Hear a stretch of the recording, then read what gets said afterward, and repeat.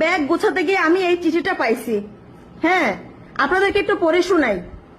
আমার ভালোবাসা সিয়াম, তোমার মা একটা ডাইনি, তার কারণে আমরা এক হতে পারবো না। তুমি আমি বিয়ে করব, আমাদের একটা বাচ্চা হবে, তোমার মা বেঁচে থাকলে তা হবে না। ইতি সুমাইয়া। চিন্তা করছেন জেনারেশন কোথায় গেছে? এই এদিকে তাকা, এদিকে তাকা, এদিকে তাকা। আজকে বিশ্বাস করবেন, কসম এটা একটা বাস্তব ঘটনা। আমি জানি না সেই মেয়েটাকে, তবে কালকে স্কুলে গিয়ে আমি ওকে ধরবো। হ্যাঁ, এসব করে বেড়াও নাকি? ব্যাগ গোছাতে গিয়ে আমি এই চিঠিটা পাইছি। হ্যাঁ, আপনাদেরকে একটু পড়ে শোনাই। আমার ভালোবাসা সিয়াম, তোমার মা একটা ডাইনি, তার কারণে আমরা এক হতে পারবো না।